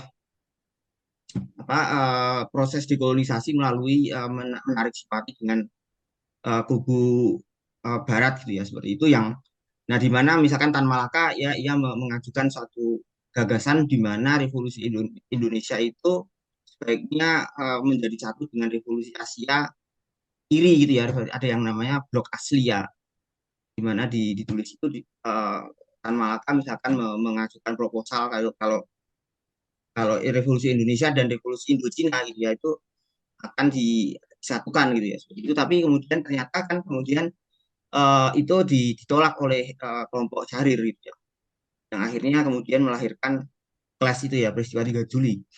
Nah, dalam hal ini itu Amir pro ada pendirian dari Syahrir gitu ya, Syahrir dan Hatta juga khususnya. Nah, tapi kemudian di belakangan itu justru uniknya adalah bahwa setelah Tan Malaka dibebas ditahan itu ya, itu adalah bahwa kelompoknya Tan Malaka itu kemudian malah dibebaskan oleh kelompok Hatta yang waktu itu menempuh jalan diplomasi untuk melawan kelompok FDR atau kelompok Amir Syarifuddin dan Muncol gitu. Itu kan kemudian antara kelompok kiri itu dibikin clash gitu ya, antara kelompok komunis nasionalis dan kelompok komunis Stalinis gitu. Nah itulah yang mungkin kurang lebih seperti itu ya. Jadi kompleks memang untuk membaca bagaimana dinamika aliran gitu ya di zaman revolusi. Dan itu juga menunjukkan bahwa sebenarnya setelah eh, era-era 3 Juli itu sebenarnya revolusi sosial itu masih dimunculkan lagi ketika FDR muncul di tahun 48 gitu, yang kemudian memunculkan beberapa gerakan-gerakan sosial seperti pemogokan di Delanggu, kemudian ada beberapa eh, program-program reformasi tanah juga ya pada waktu itu ya. Mungkin semacam ya ketika muncul kembali dari Soviet, dan kemudian ia memunculkan program jalan baru gitu ya, jalan baru untuk Republik Indonesia, itu kan kemudian banyak sekali program-program revolusioner yang diusulkan oleh kelompok kiri gitu ya, yang nantinya kemudian di revisi atau diperbarui lagi pada masa Aidit. Ya, Yang kurang lebih seperti itu ya. Jadi ya perbedaan-perbedaan itu saya kira eh, ter apa terkoneksi juga dengan perkembangan yang terjadi di kalangan blok-blok komunis dan sosialis. ya. Untuk silakan mungkin barangkali dari Bung Wilson atau Pak Giri. Bung Iya, Wilson, silakan. kedengaran ya suara saya ya? Ya, Iya, ini soal peristiwa 48. Ini menarik karena memang tidak dijawab ya apa penyebabnya. Menurut saya sih dalangnya semua Soeharto. Ya, jadi saya tahun 2009 saya mendampingi Pak Sumarsono ya ke Madiun, Magetan dan juga Surabaya. Ya, di Madiun kita bicara soal peristiwa Madiun. Disitulah mulai ketemu missing link yang namanya Soeharto. Ya, jadi setelah peristiwa konflik internal Angkatan Darat dan Laskar, ya kalau kata Pak Sumarsono kira-kira di Madiun, itu sudah selesai sebetulnya. Nah, Panglima Sudirman mengutus yang namanya Soeharto untuk datang ke Madiun. Nah, di Madiun disambut oleh Sumarsono ya untuk membuat semacam investigasi dan laporan kepada Panglima TNI saat itu, Panglima Sudirman, tentang situasi di Madiun yang sudah kondusif, gitu, nggak ada masalah. Jadi Soeharto dan Sumarsono mengunjungi penjara, mengunjungi makam yang meninggal, menemui orang yang ditahan, mewawancarai eh, tentara di Madiun. Ya, setelah 3 hari keliling kota Madiun, kemudian mereka membuat semacam surat laporan bersama. Nah, Soeharto minta tanda tangan berdua antara Sumarsono dan Soeharto. Yang intinya adalah bahwa situasi sudah kondusif di Madiun, ya tidak sudah selesai ya, persoalan konflik internal di antara tentara di Madiun. Kira-kira begitu isinya kata Sumarsono. Tapi entah mengapa surat ini tidak pernah sampai kepada Jenderal Sudirman.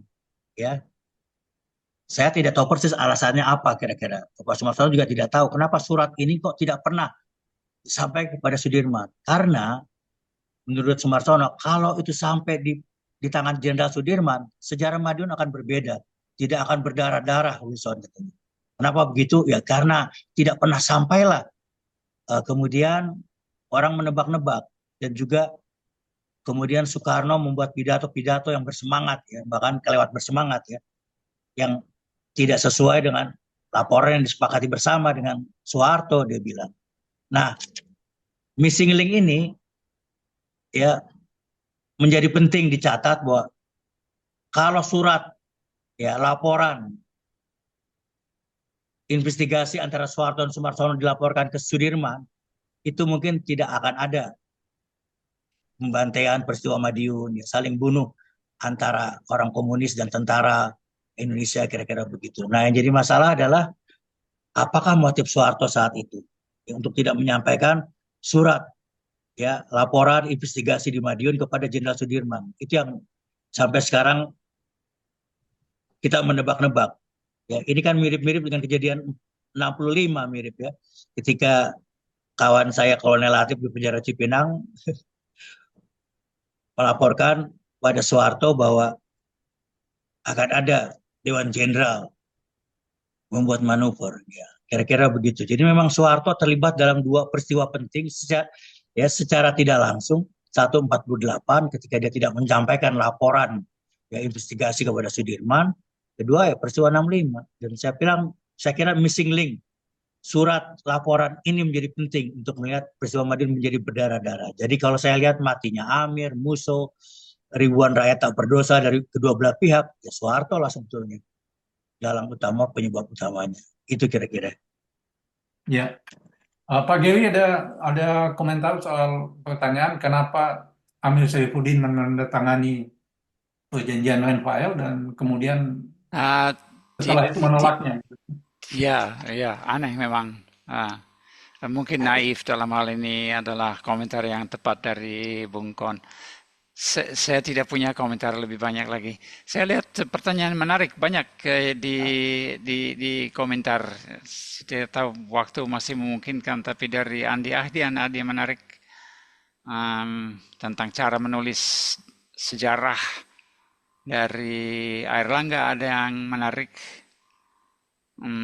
tentang posisi soal yang diangkat oleh Kun tadi, komunis dan Kristen.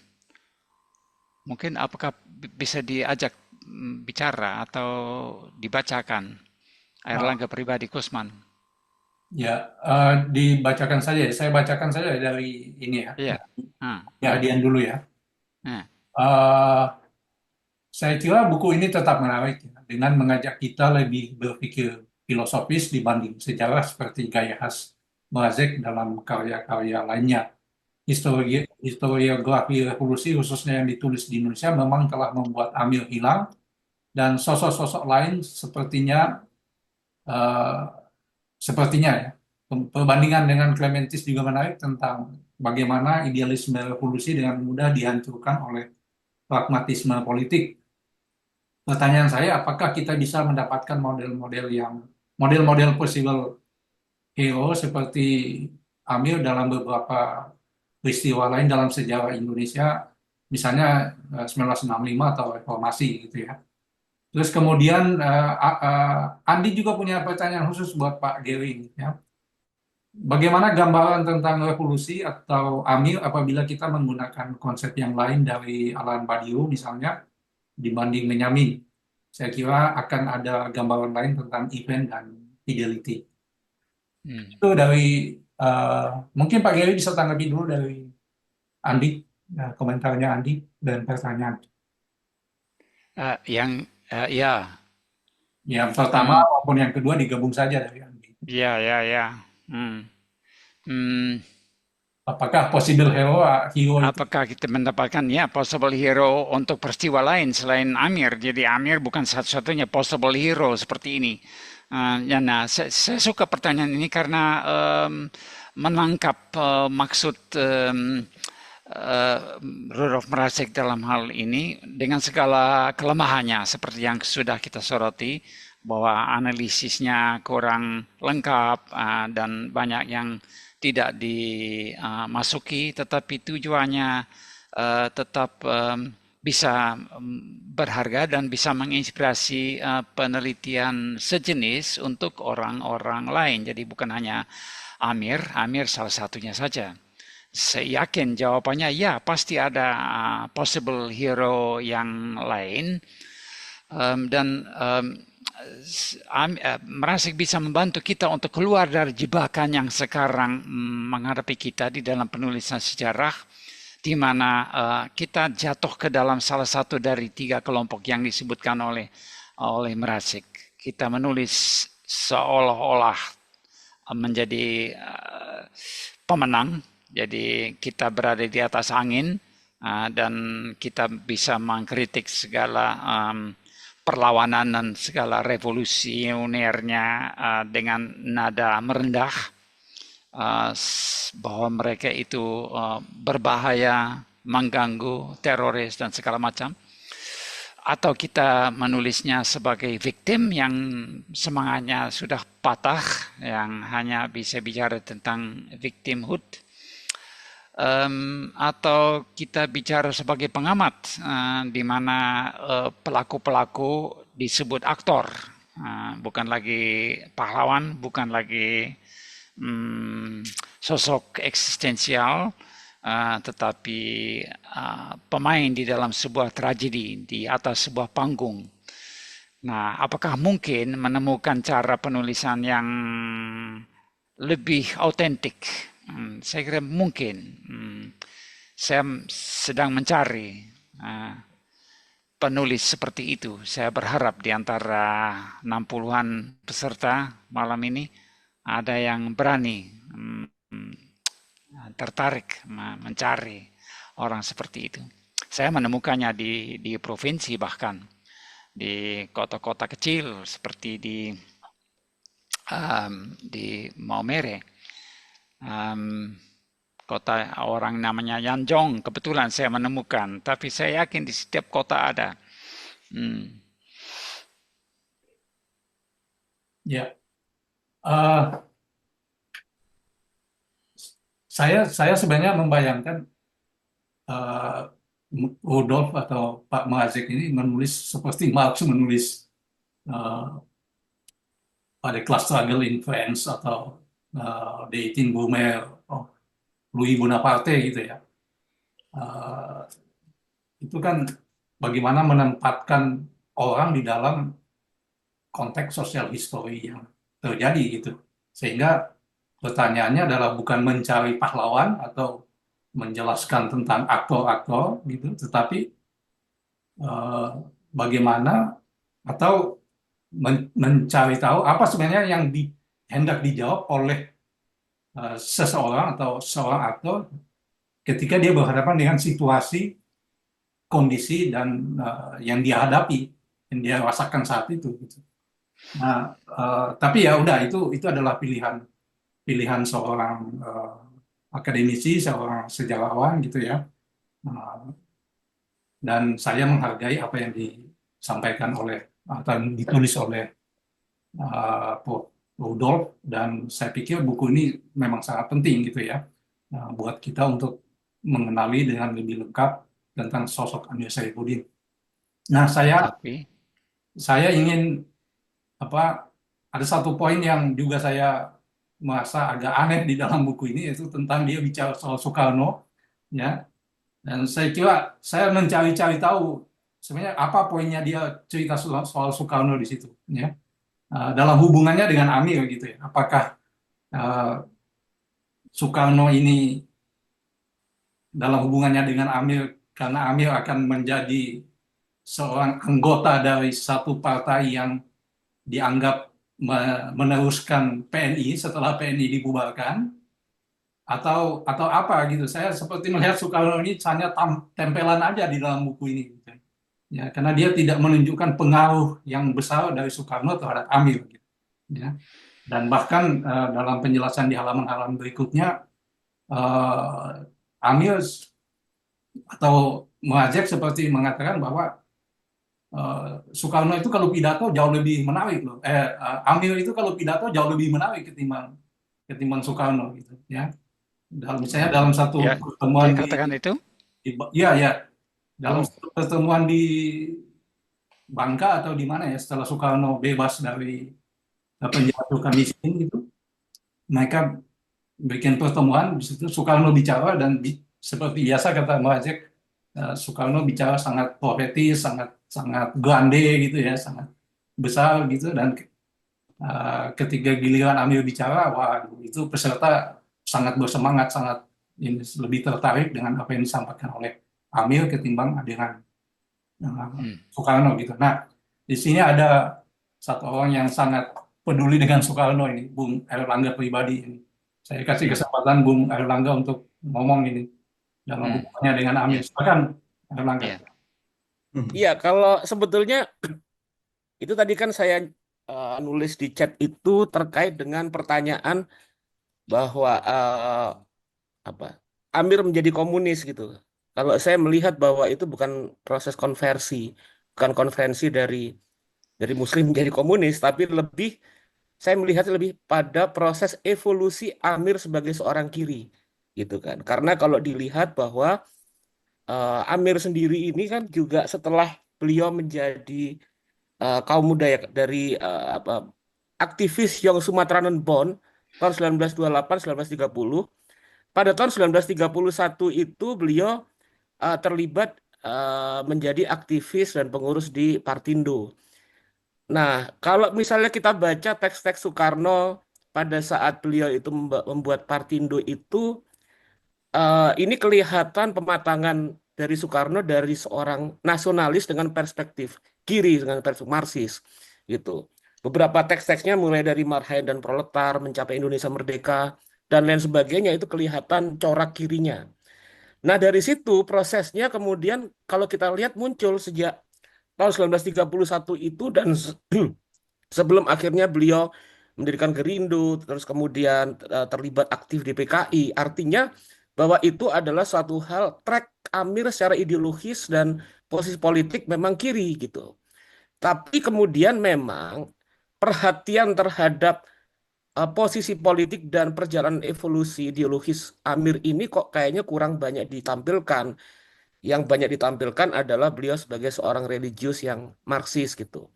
Detail soal itu yang saya pikir perlu pendalaman. Dan kedua, memang Amir ini saya pikir juga penting. Misalnya, saya baca misalnya Sujatmoko sendiri itu pernah mengutarakan guru politik saya itu 3 orang. Misalnya Soekarno, Sahrir, dan Amir Syarifuddin gitu. Persoalannya kita sampai sekarang tidak pernah mendapatkan data yang seksama terkait dengan pikiran-pikiran dan tulisan-tulisan Amir, gitu kan. Ini yang saya pikir juga menjadi misteri yang sulit untuk bisa dielaborasi. Terus yang menarik begini, justru saya itu mohon maaf ya Bung ya, saya mau menjelaskan sedikit ya. 5 menit ya. Oke, oke. Saya mau mengomentari ini yang menarik posisi yang diutarakan oleh Bang Wilson. Jadi Bang Wilson ini menjelaskan bahwa Amir itu menjadi pengikat dari kekuatan progresif di Indonesia. Tapi sepertinya tragis posisi politiknya. Karena setelah bertahun-tahun karirnya dia itu membangun persatuan, cuman dia kemudian jatuh, tragis dan bahkan mati dalam suatu momen politik di mana terjadi perpecahan di kalangan nasionalis progresif, yaitu apa di peristiwa PKI 1948. Nah, di sini saya mencoba kalau kita misalnya melihat berandai-andai tentang peristiwa PKI 1948. Misalnya dalam konteks itu, saya pikir eh, posisi memang tidak tepat. Dalam artian dalam konteks domestik misalnya, Musso dan Amir Syarifuddin dan yang lain-lainnya itu kemudian memecah diri dengan kemudian pada waktu itu terjadi ketegangan antara Soekarno dan Hatta. Ketika dipecah seperti itu, maka pada posisi Soekarno mendapatkan dukungan populis yang kuat, maka yang terjadi adalah jelas fatal, yaitu kekalahan politik yang fatal. Dan kedua juga kalau kita berandai-andai konstelasi geopolitik internasional, apabila misalnya PKI pada waktu itu 1948 menang, belum saya melihat dalam konstelasi realis politik HI saat itu, belum tentu Indonesia mendapatkan dukungan pengakuan politik internasional yang kuat. Karena apa? Posisi Soviet setelah Perang Dunia Kedua, Perang Dingin, Stalin sibuk untuk membangun Soviet dari puing-puing kehancuran dan tidak memberikan support pada gerakan-gerakan komunis internasional di berbagai negara. Di Yunani, di banyak tempat, itu tidak mendapatkan dukungan. Bisa jadi dalam konteks realis, posisi Hatta saat itu benar ketika langsung membangun hubungan diplomasi dengan Amerika Serikat.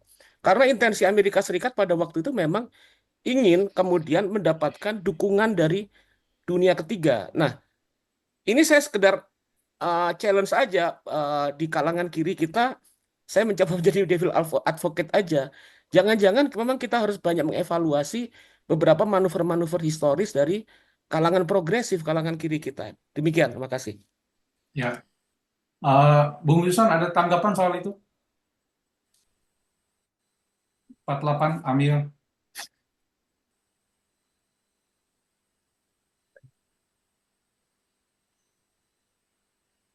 Mik, Tidak kedengaran soal kamu. Mik, Mik.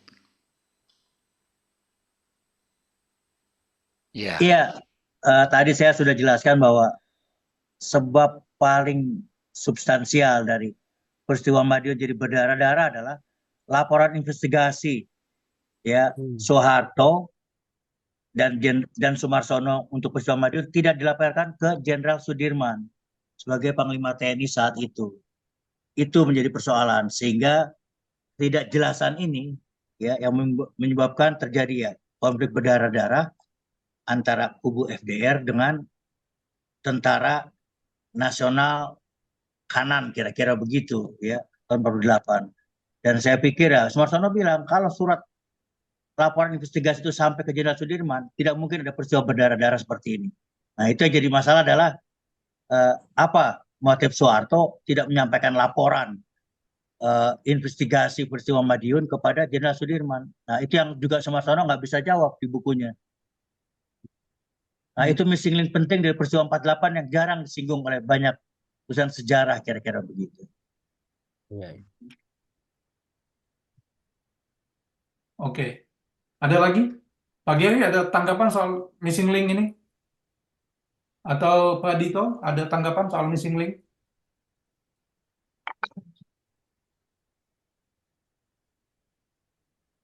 Tidak.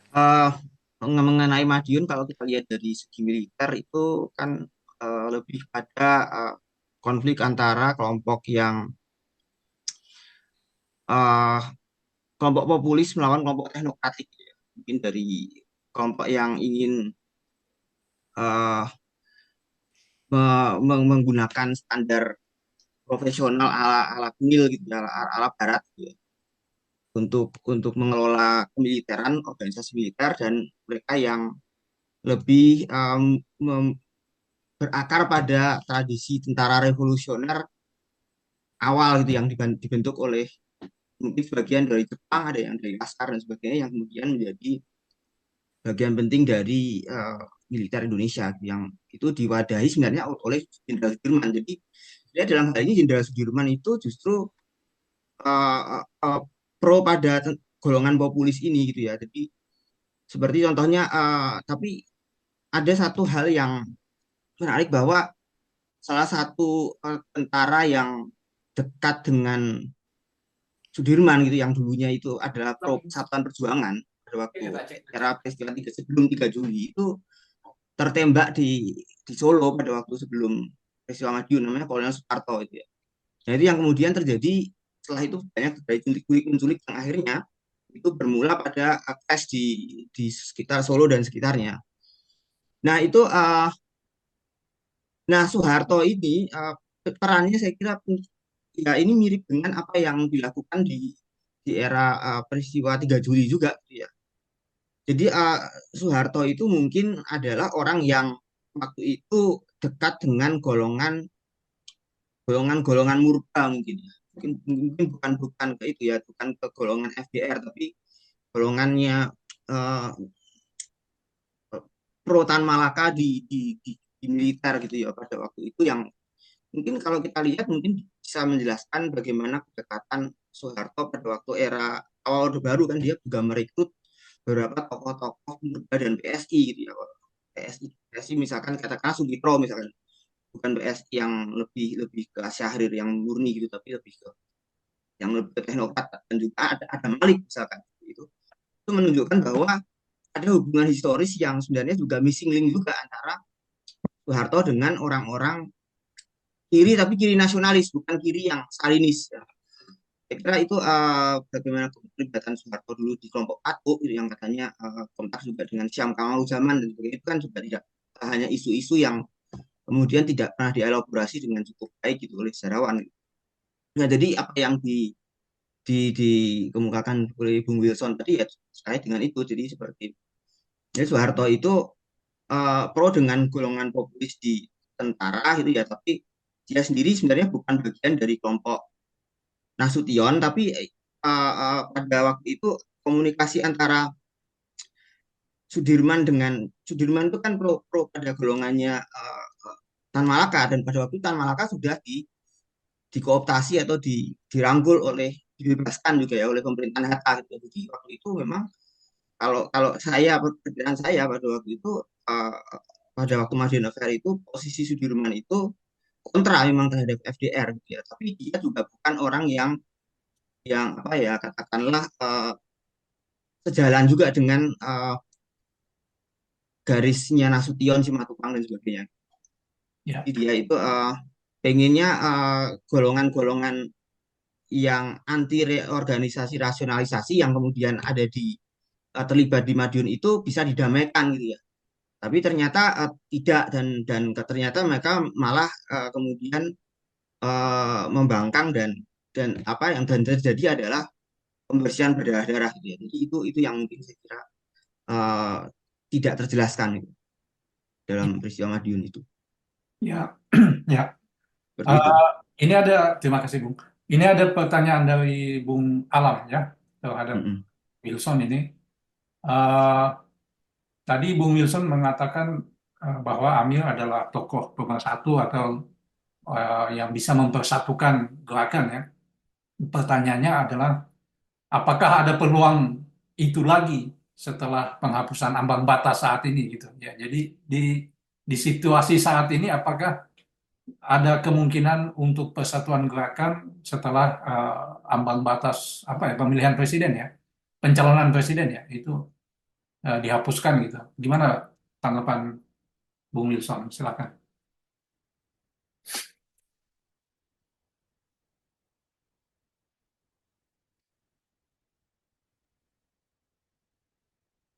Iya, saya sih inginnya ada kekuatan politik progresif bisa membuat semacam persatuan politik atau partai politik gerakan seperti yang dicita-citakan Konferensi Gerakan Rakyat 2018 yang lalu. Tapi kan begini, persoalannya kan lebih subjektif ya pada organisasi atau pimpinan organisasi gerakan progresif atau gerakan rakyat yang ada di Indonesia.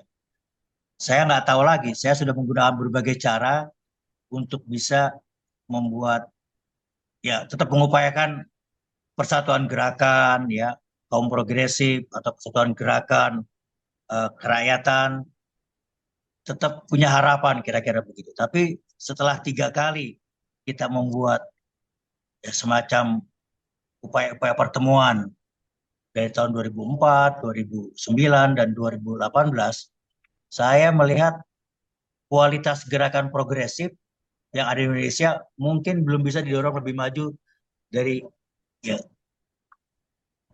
yang ada sekarang. Ya, jadi ide persatuan gerakan, ide membuat partai politik progresif, alternatif, partai gerakan, membuat semacam roadmap persatuan gerakan progresif, itu sudah jadi pembicaraan bertahun-tahun dan nggak pernah jadi itu barang. Jadi menurut saya tidak tahu ke depannya seperti apa, ya, karena menurut saya penting menjadi kita kehilangan figur pemersatu juga yang bisa menjahit berbagai spektrum gerakan rakyat yang ada dari kiri, tengah, gerakan sosial, sampai blok politik untuk bisa membuat semacam perencanaan strategis, membuat ya roadmap, membangun partai politik gerakan kira-kira ke depan nanti. Dan saya pikir partai politik gerakan tidak hanya karena persoalan elektoral ya, tapi dia memimpin gerakan rakyat untuk menegakkan kedaulatannya gitu kira-kira begitu.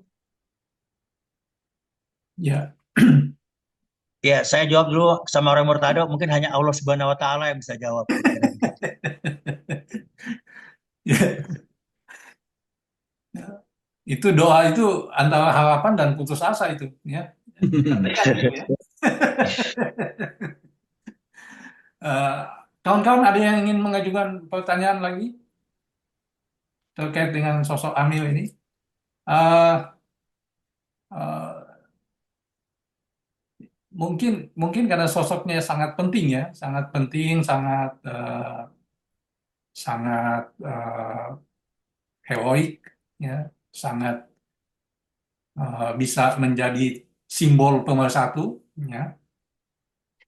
Em, Makanya dia dan sekaligus misterius, makanya eh, berbagai upaya untuk menuliskan tentang figur ini rasanya tidak lengkap, belum lengkap hingga saat ini gitu. Ya, dan saya kira ini menjadi tantangan buat generasi baru sejarawan, ilmuwan politik, sosiologi di Indonesia ya maupun di luar negeri tentang banyak banyak sekali peristiwa-peristiwa politik sosial yang melibatkan aktor itu atau tokoh itu yang perlu diceritakan karena Indonesia ini ribet ribet sekali lah Indonesia ini. Teman saya bilang lebih mudah membayangkan Papua merdeka ini daripada membayangkan Indonesia berubah menjadi lebih baik. Oke, kalau tidak ada lagi eh, pertanyaan komentar, saya ingin kembali kepada narasumber untuk menyampaikan kata penutup tentang mungkin saya mengajukan pertanyaan yang bisa memberikan semacam kata penutup. Apakah buku ini bisa menjawab tentang sosok Amir gitu dan apa yang bisa kita pelajari dari buku ini buat kita saat ini gitu. Siapa yang mau duluan? Mungkin Pak Dipto duluan, silahkan. Pembacaan saya terhadap buku ini mirip ya dengan buku-buku Merasek yang lain yang terutama juga Syahrir. Juga, ah, buku ini bagus untuk refleksi gitu ya, refleksi tentang mungkin semacam ah, membaca tokoh heroik Indonesia dari sisi humanisme gitu ya. Atau mungkin seperti kata Pak Giri tadi eksistensialisme.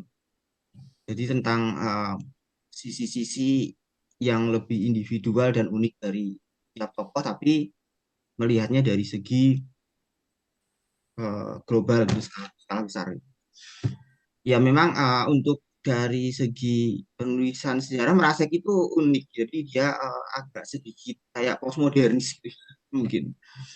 Kalau saya bilang itu dia adalah tokoh yang kalau dibandingkan dengan tokoh penulis Indonesia mungkin dia seperti Gunawan Muhammad tapi dalam versi sejarah gitu ya. Nah, tapi dia lebih lebih kompleks dan agak kesana kesini gitu ya dibandingkan mungkin katakan Hokam. Kalau Hokam itu agak lebih simpel gitu ya. Dan kita bisa melihat adanya semacam teori yang agak koheren. Tapi kalau kalau Merasik itu lebih seperti reflektif gitu ya dan lebih seperti filsafat tapi dinarasikan dalam bentuk sejarah. Uh, Mungkin lebih kalau kita bisa membaca sejarah itu dari dalam segi suatu kumpulan fakta yang unik gitu, yang partikular dan tiap individu itu unik, maka buku ini sangat banyak memberi, seperti juga buku Syahrir itu sangat kontributif dalam melihat Amir Syarifuddin sebagai personal gitu ya. Tapi mungkin dalam segi kaitan dia dengan ideologi dan sebagainya aliran-aliran itu mungkin perlu pendalaman lebih dan perlu ada semacam studi lebih lanjut. Dan saya sendiri juga berharap buku ini segera diterjemahkan gitu dalam bahasa Indonesia supaya seperti juga bukunya Pak Geri yang ini itu bisa dibaca. Salah satu ini satu-satunya buku tentang Amir yang menarik menurut saya gitu. Agak banyak. Saya sangat senang gitu dengan perayaan di buku ini. Ya, Ya, karena yang lain sedikit ya mungkin. Ya saya kira itu ya mungkin dari saya. Eh, saya kira cukup. Bung Wilson ada kata penutup terhadap buku ini. Apakah Muradzek bisa berhasil menuliskan soal Amir di sini dan apa pelajaran yang bisa kita dapatkan dari buku ini?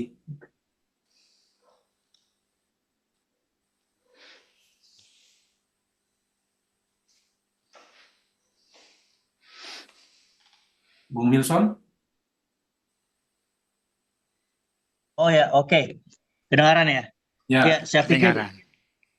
buku ini penting ya karena buku pertama yang secara komprehensif menuliskan tentang sosok Amir Syarifuddin dan lingkaran sosial politik dia sampai dia dieksekusi 19 Desember 48. Tentu banyak ruang-ruang. Buku ini memberi banyak ruang-ruang bagi kita untuk membuat analisa-analisa lebih tajam tentang legasi Amir Syarifuddin dan saya pikir Muradzek tidak mencoba menyimpulkan ya dalam bentuk pointers-pointers yang ya apa yang kira-kira penting di highlight dari sosok Amir Syarifuddin. Saya pikir itu tugas pembaca dan saya belum selesai tamat membacanya baru sekilas-sekilas. Saya pikir saya akan coba cari apa legasi penting yang relevan dari Amir Syarifuddin untuk gerakan progresif yang ada sekarang. Itu satu. Kedua, ya saya pikir sosok Amir Syarifuddin ini dengan buku ini menjadi figur yang bisa lebih dikenal publik di Indonesia. Karena terus terang dari semua pahlawan pimpinan revolusi tahun 45-48, Hatta, Syahrir, Soekarno, Malaka, sosok Amir Syarifuddin lah yang seperti hilang dalam sejarah, ya. Dan saya pikir buku Merazek ini semoga bisa diterjemahkan ke dalam bahasa Indonesia sehingga publik bisa lebih luas mengenal sosok tokoh bangsa, ya, salah seorang tokoh pejuang kemerdekaan dan tokoh gerakan progresif di Indonesia, kira-kira begitu.